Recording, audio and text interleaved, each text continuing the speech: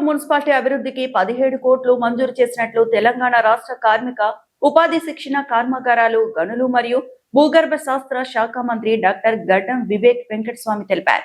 శనివారం నర్సాపూర్ పర్యటనలో భాగంగా మంత్రి విస్తృతంగా కార్యక్రమాల్లో పాల్గొన్నారు.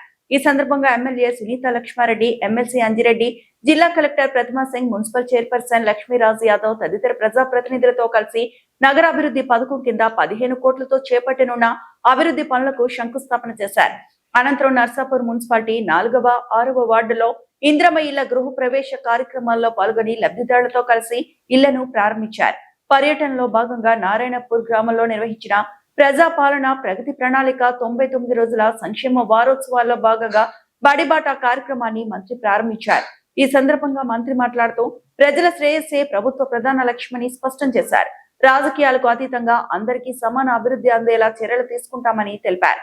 వేసవి కాలంలో త్రాగునీటి సమస్యలు తలెత్తకుండా అధికారులు, ప్రజాప్రతినిధులు అప్రమత్తంగా ఉండాలని ఆదేశించారు. అన్ని మనం సౌకర్యాలు ఇస్తున్నాము. సౌకర్యాలతో పాటు వీళ్ళకి చదవడం, మెయిన్ స్టడీస్ మీద కూడా ఫోకస్ చేస్తున్నాము. టీచర్స్ కి ట్రైనింగ్ కానీ, టీచర్స్ కి అన్ని రకంగా మనం ఇన్స్ట్రక్షన్స్ ఇస్తే ఏంటి, ఎలా చేయాలి, ఎలా చదివించాలి, పిల్లలకి లర్నింగ్ మెటీరియల్ ఎలా తయారు చేయాలి, పిల్లలకి ఎలా ఇంట్రెస్ట్ కల్పించాలి, అట్లాంటి మనం అందరికి చెప్పడం జరుగుతున్నది. పిల్లలకి మనం చూస్తున్నాము 5th కానీ 6th లో వచ్చిన తర్వాత కూడా వాళ్ళకి చదవడమే రాదు. టీచర్ చెప్తున్నారు, అర్థమవుతుంది, కానీ ఒకవేళ బుక్ ఇస్తే బుక్ లో ఎలా చదివించాలి అది రాదు. సో అట్లాంటి కూడా మనం పిల్లలకి ఒక క్లాస్ లో ఉన్నా కూడా వాళ్ళకి వేరే వేరే కేటగిరీలో పెట్టుకొని కొద్దిగా ఫోకస్ చేస్తున్నాం. కొంతమంది పిల్లలకి అర్థం అవడానికి టైం పడుతుంది, కొంతమంది సొంతగా ఇంట్రెస్ట్ తీసుకుని చేస్తున్నారు. కానీ అన్ని కేటగిరీ పిల్లలకి ఒక స్ట్రాటజీ పరంగా మనం ముందుకి తీసుకెళ్ళడానికి ట్రై చేస్తున్నాము. సో మీకోసము అన్ని నియోజకవర్గాలలో రేవంత్ రెడ్డి గారు అడ్వాన్స్ టెక్నాలజీ సెంటర్స్ ఒక్కొక్క సెంటర్ ఒక్కొక్క నియోజకవర్గానికి శాంక్షన్ చేయడం జరిగింది. మీకున్న శాంక్షన్ చేయాలన్నా ఇట్ ఈస్ దేర్. అయితే నెక్స్ట్ మంత్, ఎందుకంటే ఇప్పుడే ఫండ్స్ రిలీజ్ అయినాయి, నెక్స్ట్ మంత్ మనం కన్స్ట్రక్షన్ కూడా స్టార్ట్ చేసుకోవచ్చు. సో ఈ అడ్వాన్స్ టెక్నాలజీ సెంటర్ ద్వారా మనకు అక్కడ ట్రైనింగ్ అయ్యి ఉద్యోగ అవకాశాలు కల్పించాలని చెప్పి ఈ అడ్వాన్స్ టెక్నాలజీ సెంటర్ కూడా అన్ని నియోజకవర్గాలలో ఒకటి ఇవ్వడం జరుగుతుంది.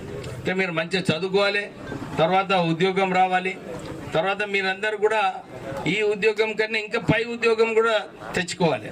అన్నిటికన్నా పెద్ద విషయం మన చిన్నారులు ఎట్లా చదువుకుంటున్నారు, వాళ్ళకు బడిలో సరిగా ఫెసిలిటీస్ ఉన్నాయా లేదా, నీళ్ళు ఉన్నాయా లేవా, గర్ల్ టాయిలెట్స్ ఉన్నాయా లేవా, ఇవన్నీ కూడా చూసుకునే అవసరం ఉన్నది. కలెక్టర్ గారు, all the children having girl toilets are there in the school ఉన్నాయా? ప్లీజ్ ఎక్కడ కూడా మన నర్సాపూర్లో అన్ని గవర్నమెంట్ స్కూళ్ళలో గర్ల్ టాయిలెట్స్ ఉండే అవసరం ఉన్నది. So please plan for that. And ఈ shortage of funds will get it from somewhere. కానీ గర్ల్ టాయిలెట్స్ పెట్టడం చాలా ఇంపార్టెంట్. సో మీరందరూ కూడా మంచిగా చదువుకోవాలి. మీకు మధ్యాహ్నం భోజనం కూడా రాష్ట్ర ప్రభుత్వం ఇస్తుంది. ఉందా మీకు అందరికీ భోజనం? మంచిగా ఉన్నదా? మంచిగా భోజనం చేస్తున్నారా? మీకు మంచి భోజనాలు ఇస్తున్నారు, మీకు మంచి యూనిఫామ్లు ఇస్తున్నారు, స్కూల్ ఉన్నది, టీచర్లు ఉన్నారు. మీ బాధ్యత ఏంటి? చదువుకోవాలి, మంచిగా చదువుకోవాలి. చదువుకున్నోడైతే అందరు చదువుకుంటారు, కానీ మీరు క్లాస్లో నంబర్ 1 రావాలి. అవునా కదా? మీకు ఇన్ని ఫెసిలిటీస్ ఇచ్చినప్పుడు మీరు దీన్ని సరిగా ఉపయోగించుకొని మంచిగా చదువుకొని మీరు కూడా కలెక్టర్ లెక్క కావాలి కదా. ఆలోచన ఉండాలా లేదా? ఒక డాక్టర్, ఒక ఇంజనీరు, మేమందరం కూడా మంచిగా చదువుకొని ఆ స్థాయికి వస్తామని చెప్పి మీరు ఇప్పటి నుంచి ఆలోచించుకోవాలి. మొట్టమొదటి ఇందిరమ్మ ఇల్లు గృహ ప్రవేశానికి ఈరోజు మన ఎవరైతే లబ్ధిదారులు ఉన్నారో 2 ఇల్లులు ఈరోజు గృహప్రవేశం చేయడం జరిగింది. ఇది కాంగ్రెస్ పార్టీది ఫ్లాగ్షిప్ ప్రోగ్రామ్ అన్నమాట.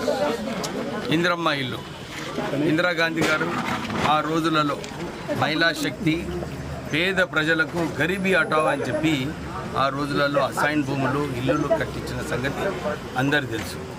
తర్వాత కాంగ్రెస్ ప్రభుత్వము 2009లో ఇందిరమ్మ ఇల్లులు కట్టియాలని చెప్పి లబ్ధిదారులకు అందరికీ అప్పుడు ఆ రోజులలో 1,00,000 రూపాయలు ఇవ్వడం జరిగింది. మళ్ళీ కాంగ్రెస్ ప్రభుత్వం వచ్చిన తర్వాత అందరికీ పేదవాళ్ళకు, ఎందుకంటే 10 సంవత్సరాలు టీఆర్ఎస్ ప్రభుత్వము డబుల్ బెడ్రూమ్ ఇల్లు కట్టిస్తానని చెప్పి ప్రజలకు మోసం చేయడం జరిగింది. కానీ కాంగ్రెస్ ప్రభుత్వము 6 గ్యారంటీలలో ఒక గ్యారంటీ ఇందిరమ్మ ఇల్లు కట్టించాలని ఆ కార్యక్రమంలో ఈరోజు మన నర్సాపూర్లో 3500 ఇల్లులు కట్టుకోవడం జరుగుతుంది. ఇక్కడ ఈ కాలనీలో ఇప్పుడే మున్సిపల్ చైర్మన్ గారు చెప్పారు 192 ఇందిరమ్మ ఇల్లులు కన్స్ట్రక్ట్ అవుతున్నాయి. 100 ఇల్లులు ఆల్రెడీ ఆల్మోస్ట్ రెడీ ఉన్నాయి. త్వరలోనే అన్నీ కూడా ఇనాగ్రేట్ చేయడం జరుగుతుందండి. నేను వారికి ఇంకో భరోసా ఇప్పించాను. ఈ వచ్చే సంవత్సరంలో ఇంకొక 2500 ఇల్లు మన కాన్స్టిట్యూన్సీకి వస్తాయి. అవి కూడా ఎవరికైతే మొదటి దఫాలో లబ్ధిదారులకు రాలేదో వాళ్ళందరికీ రెండో ఈ ఫేజ్లో అందరికీ కూడా ఇందిరమ్మ ఇల్లులు ఇప్పించడం జరుగుతుంది. అందరూ కూడా కొద్దిగా ఓపిక పడండి. నేను లోకల్ కార్యకర్తలు ఇప్పుడే మున్సిపల్ చైర్మన్ గారు చెప్తుండే వారే సొంతంగా అన్ని చోట్ల కూడా ఎక్కడైతే అర్హత లేదో వారికి కొంచెం సహాయం చేసి ఈ ఇల్లులు కట్టించడం జరుగుతుంది. అంటే అన్ని చోట్ల కూడా కాంగ్రెస్ కార్యకర్తలందరూ వారు కూడా అక్కడ ఎవరైతే నిజంగా స్తోమత లేదో వారికి కొంచెం సహాయం చేసి మోటివేట్ చేసి ఈ ఇందిరమ్మ ఇల్లులు కట్టించే బాధ్యత మనం తీసుకోవాలి. ఎందుకంటే ఈ 5 సంవత్సరాలలో 17 లక్షల ఇల్లు కట్టాలని రేవంత్ రెడ్డి ప్రభుత్వము కంకణం కట్టుకుంది. అందరూ కూడా ఇంట్లో సహకరిస్తే ప్రజలందరూ కూడా ఏదైతే మాట ఇచ్చినామో ఆ మాట పూర్తిగా అవుతుంది.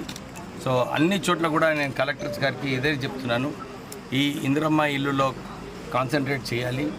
కొంచెం కాంట్రాక్టర్స్ని కూడా మోటివేట్ చేసి ఈ ఇల్లు స్కీమ్ ఏదైతే ఉందో 100% అమలు చేయాలని చెప్పి వారికి ఆదేశాలు ఇవ్వడం జరిగింది. అందరు కూడా చిత్తశుద్ధితోని పనిచేస్తున్నారు. అందుగురించి ఇన్ని ఇల్లులు వస్తున్నాయి. అందరు నిజంగానే ఇల్లు చూసినప్పుడు చాలా సంతోషంగా అనిపిస్తుంది.